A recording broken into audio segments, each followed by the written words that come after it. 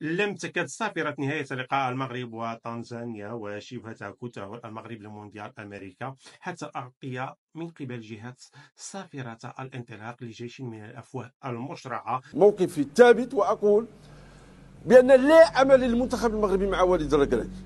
حتى ولو فاز، حتى ولو غير، حتى ولو انتصر بالليل والنهار. لا أمل مع المنتخب مع وليد الركراكي داخل المنتخب المغربي. ممن امتلكوا جرأة التجني على مجهودات الناقد المغربي وليد الركراكي وضمنه باقي تشكيلات أسود الأطلس، غير أن اللافت هو أن هذه الحرب وخرجت العديد منهم والذين عبروا عن انفلات غير محسوب وحقد أعمى يفصح أنهم مدفوعون من قبل جهات لإثارة هذه الزوبعة، وذلك من أجل تمهيد الطريق، من أجل تنفيذ مخططات من أدمنوا فرض الوصاية والهيمنة، ولا يرضيهم يكون للمغاربة بصمة وطنية خالصة ويحتلون بها الريادة على مستوى العالم، حتى وإن كانت مجرد لعبة. أكيد أننا نعلم أن لعبة كرة القدم لن تغير من واقع عامة الشعب المغربي شيء، ولن ترفع من المراتب المتدنية التي يحتلها بها القطاعات الأساسية والاستراتيجية على مستوى العالم، وآخرها التصنيف العالمي الأخير والذي صدر منذ أيام والذي أفتى وخرص على أن عامة المغاربة سموقعون بالأسفل اللائحة وهم واقعون ضمن أتعس شعوب العالم جراء التدبير الحكومي الحالي، وكل ذلك لم يثر حفيظة هؤلاء المنتقدون العباقرة، لكنهم تحت الطلب ولمن يدفع ضمنهم تشكيلات وفيالق من الذبابة الإلكتروني، وهي الخرجات الهدامة التي تنضح حقدا وترخيصا مجهودات تصورت والنتائج المحصلة من قبل الناخب المغربي وليد الركراكي إلا سبيل من أجل إنهاء مسار نجاح وتألق إطار وطني مغربي بالمكون العربي والأمازيغي، بل وحتى خطابه وبتصريحاته والتي تتأرجح بين اللغة العربية والدارجة المغربية بغالب الأحيان، والتي يبدو أن وليد الركراكي قد بذل مجهودات موفقة من أجل التواصل ونقل تصوراته إلى القاعدة الجماهيرية الأوسع والأكبر سواء بالمغرب أو خارجه، وطبعا بالمونديال. كانت خيبة هؤلاء الأزلام ومحاولي التمسح القسري بأسيادهم من وراء البحار لما كانت صدمتهم عارمة بعد أن جابت مشاهد كل الشعوب العربية والإسلامية وهي تهتف بالألوان المغربية، والتي هي كانت بمثابة نبض امتد من الخليج العربي إلى المحيط غربا وحتى إندونيسيا بشتى بقاع البلاد المسلمة،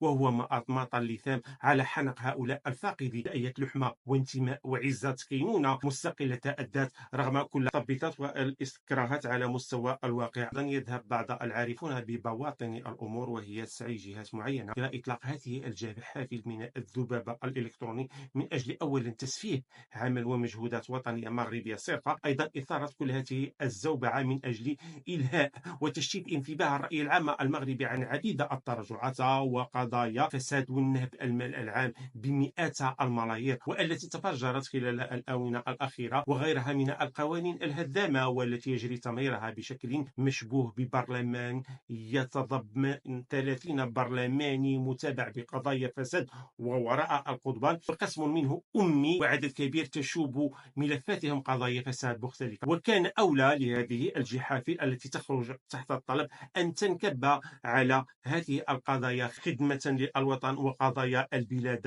والعباد. أيضا لا يخفى استمرار إقصاء حكيم زياش عن النخبة المغربية لمجرد تدوين التي وللأمانة هي قضية تتجاوز وليد الركراكي يساعده محمود، وذلك على اعتبار مثانة الصراط التي تجمعهم، ومنه نخلص إلى أن هذه الحرب الدونكيشوطية والتي شاءوا تفجيرها وفتح نيرانها على الناخب المغربي وليد الركراكي وما كل هذه الأصوات التي أصبحت تخرج وتصدق من كل فج عميق لا يمكن تصنيفهم إلا بخانة بأسهم بينهم شديد، والمغرب تأهل طويت الأقلام وجفت الصحف وأوضاع الانكباب على المآسي التي تعصف بالشعب المغربي. تراهم وقد خرجوا ليجلدوا الناخب المغربي وليد الركراكي. أيضا من بعض أسباب هذا الفتور وإلى حد ما هو وجود تصور لدى باقي اللاعبين عن الجهات التي تفرض استمرار إقصاء حكيم زياش لمجرد استنكاره لفعل تمت إدانته من طرف أعلى هيئات الأمنية الحقوقية ومن مختلف مكونات المجتمع المدني العالمية والشعبية. أكيد غياب حكيم زياش كانت بصمته واضحة،